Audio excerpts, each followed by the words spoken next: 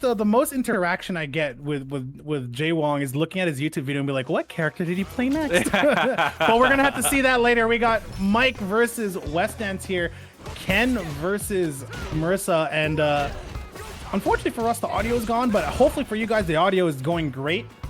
Oh, there we go. We are kicked back on here, listening to a little bit of reggae, and oh, Fafnir. Yes, sorry, that's some gear terms. Or no, it's Bandit Bringer. That's Bandit Bringer. I apologize. So we saw Wessdance earlier play against, I believe it was Noodles Cammy, and just having a hard time dealing with the pressure in neutral. And I'm gonna be very curious to see how his Marisa handled this Ken pressure, and it's not been looking good so far. Yeah, if there was like if you were not having a great time against Cammy, you're gonna have an equally bad time with Ken. I think you might be able to play neutral a tiny bit better. Ken, of course, does not have the dive kick. He does have dive Tatsu, so that's new. For this matchup, rather. And did you see the call out on that level 1 there? Just Mikex just letting it rip, not afraid to set the pace of the set so early on. Tries to go for the whiff punish there with the stand fierce. Oh, nice. Great parry. Yeah, I love the back throw. Yeah, get the position, but the back throw back there from Mikex. No way. Wessdance going absolutely crazy. Yeah, and of course, each match is first to 3, best of 5, depending on how you want to take it.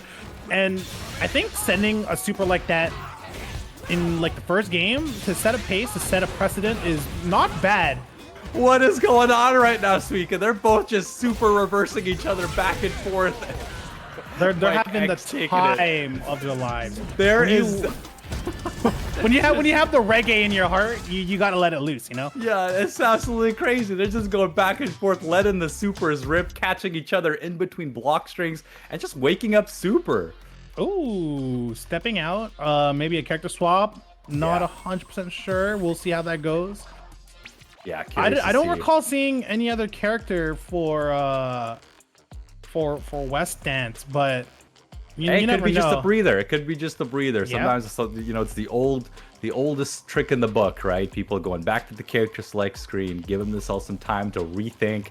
Maybe he's on Discord with a bunch of buddies, and they're giving him some advice. He's like, "What do I do against this Ken player? This guy woke up level 1 supered me 3 times in a row. What do I do against that?" Okay, you never know. In the Ken player's defense, you did wake up level 2, so we're just trading back. We're just trading meter back and forth. Yeah, first game trying to get it's hard actually if you send it that hard, but like what kind of read do you get as a player? If I as a player saw that from my opponent, I'm like, okay, I may have won the round or I may have lost the round, but I don't think my information is as clear as it's gonna get here, because I'm sure I lost some footsies exchange, but this man literally sent 2 level 1s wake up at me.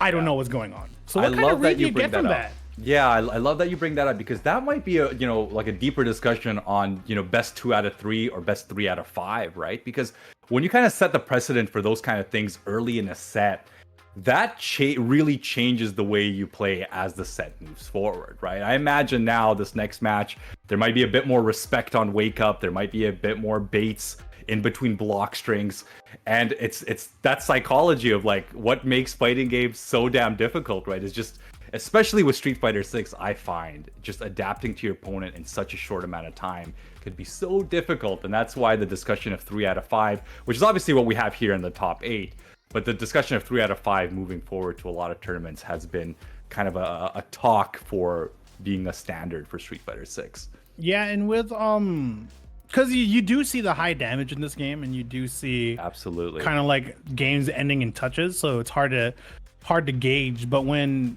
we're at the highest the levels, and we're trying to gauge how our opponent plays, it's the wild ones that'll end up suffering, because you can't keep that energy up the entire time while still trying to play meaningful neutral to keep your opponent on their toes. So yeah, no, absolutely. We'll see how these long sets really affect our players. Wessdance is back here. Hopefully made some adjustments with a timeout. Nice little throw, a little tap. Gonna be sending back to the corner. Oh, ooh, Bandit Bringer. Just jumps out. Mikex so brave here, getting out of the corner for free, but nice little life lead here on Wessdance. Curious to see, again, no challenge on the jump-ins. We've been seeing that all tournament here for Wessdance. And yeah, jumping jumping forward. You do get out of the corner, but you do take a little bit of damage. Interesting trade. Oh, I don't know if that's like a frame kill setup, but gets the round. How'd I lose? You lost by sending the DP, young Ken. Yeah, I'm not sure if that was. I think that was a bit of a drop, but definitely was trying to jab check there on Wake Up, just because Mikex has been wanting to jump out of the corners so often. So Wessdance is opting to go for a few more meaties on Wake Up. Just that small adjustment there. But, you know, the challenge here, I think, is the fact that is Mikex going to reversal on Wake Up, or is he just going to jump out of the corner? And that's been so annoying for Wessdance to deal with. It's that 50-50 guess. Oh! And oh my goodness, he was ready for it. Tried to level 2 out of there. It was a nice try, but yeah, Mikex did get the jump forward, which gets him out of it. One neutral interaction while in burnout, and that's always huge as any player. Nice tech. Gonna recover from this burnout quicker than Ken will. Gladius does not connect. It does force him to the level 1 call out so smart there. You know that he was looking for it because Marisa's got a lot of great drive impact setups, especially when their opponent is burnt out, and Mikex knew that he had meter at the stand short check, tying it up round 1-1. Yeah, Mikex has just been making this so annoying for Wessdance to deal with. Oh, there's a good anti-air. And that it's the policing like that that's gonna really get you going. Oh, there's a jump out. Yeah, that's not the tightest of setups, it looks like. Oh, wow, takes a DP, yeah. That's okay. Ooh, that's so much damage. Let's see what Wessdance has here. Gets it. Wow, the meaty must have caught him jumping or something. And Mikex has been jumping a lot. You really gotta make him pay.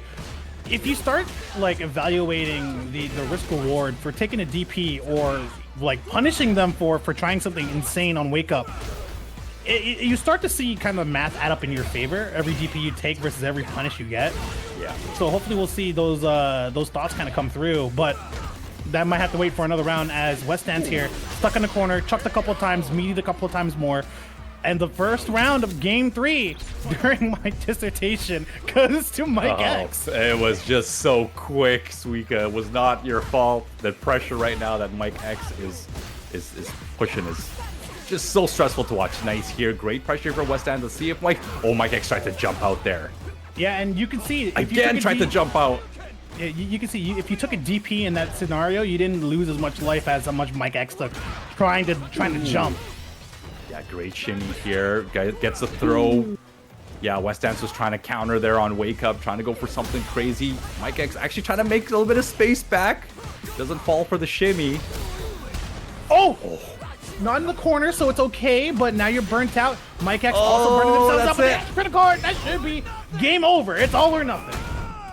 Great invert there from Mikex. Yeah, I think it's really been the tail here in the corner. Mikex either gonna reversal or gonna jump out, because think about it, Marisa, not the strongest anti-airs in the game, so if someone jumps out, she might get like a crouch fierce or something. She's not really gonna get much damage off of it. It's probably better to take that anti-air and get out of the corner rather than just staying in that corner and taking more abuse from Marisa.